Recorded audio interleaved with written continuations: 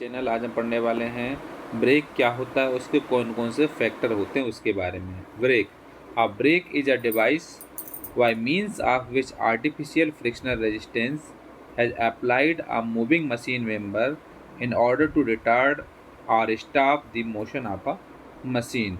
Break एक ऐसा device होता है जिसका इस्तेमाल हम आर्टिफिशियल फ्रिक्शनल रेजिस्टेंस के लिए में फोर्स के अप्लाई करके कोई भी मूविंग मशीन एलिमेंट जो मेंबर होता है उसको कंट्रोल करने के लिए, रिटार्ड करने के लिए या फिर उसको रोकने के लिए, उसके मोशन को रोकने के लिए उसका इस्तेमाल करते हैं।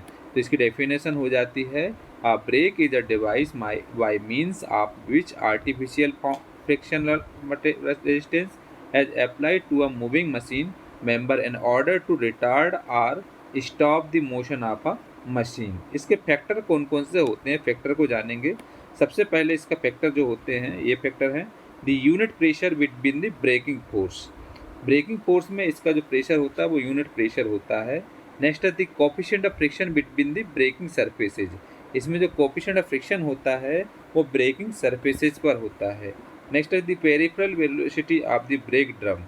इसका ब्रेक ड्रम का जो वेलोसिटी होती है वो पेरिफेरल वेलोसिटी होती है। The projected area of the frictional surface, इसका जो फ्रिक्शनल सरफेस होता है उसका प्रोजेक्टेड एरिया होता है।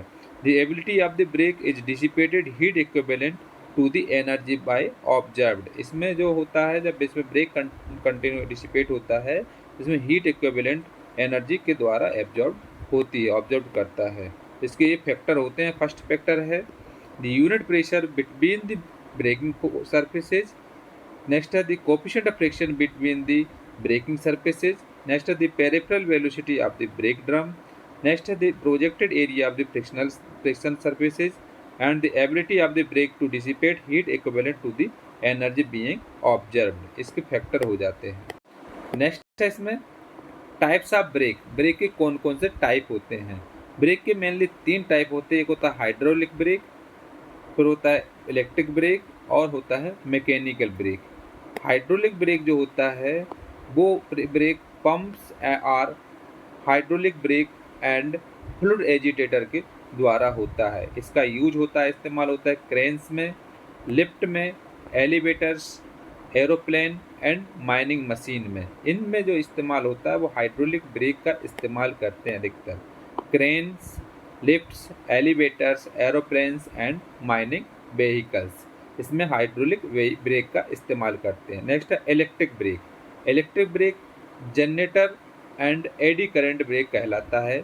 इसका यूज होता है जो टू स्टॉप द कार और the work to the connect between the device, car को रोकने के लिए, इसके अलावा कोई भी काम अगर कनेक्टिंग डिवाइस है उसको रोकने के लिए इसका इस्तेमाल करते हैं इलेक्ट्रिक ब्रेक का। नेक्स्ट है मैकेनिकल ब्रेक। मैकेनिकल ब्रेक के अंतर्गत आता है shoe brake, drum brake, band and block brake, internal expanding brake. ये जो ब्रेक आते हैं पूरा मैकेनिकल ब्रेक के अंतर्गत आते हैं। इसका इस्तेमाल स्कूटर, बाइक्स में किया जाता है। तो मेनली ब्रेक जो होते हैं वो 3 प्रकार के होते हैं, hydraulic brake, electric brake, mechanical break.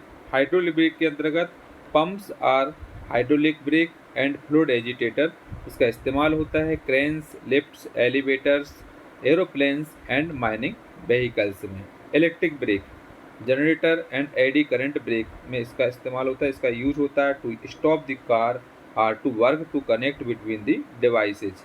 Next है mechanical brake, shoe brake, drum brake, bend and block brake, internal expanding brake. इसका इस्तेमाल होता है स्कूटर एंड बाइक्स में, इसका इस्तेमाल किया जाता है। अब इसमें हम जानते हैं सबसे पहले शू ब्रेक के बारे में। शू ब्रेक जो होता है, शू ब्रेक में जो फोर्स लगता है उसके बारे में जानेंगे। जो ब्रेक होते हैं वो 2 प्रकार का लगते हैं, एक क्लॉकवाइज रोटेशन में और एक एंटी क्लॉकवाइज रोटेशन में। Clockwise rotation of brake wheel और anti clockwise rotation of brake wheel.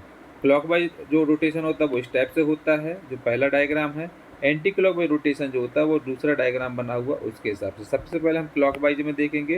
Clockwise में एक यहाँ पर व्हील बना होता है, व्हील में एक फ्रिक्शनल ब्लॉक मटेरियल होता है रिजिडली माउंटेड, और ये कनेक्ट होता है किससे, लीवर से। लीवर कनेक्ट होता है यहाँ फलक्रम में और यहाँ पर फोर्स अप्लाई होता है पी।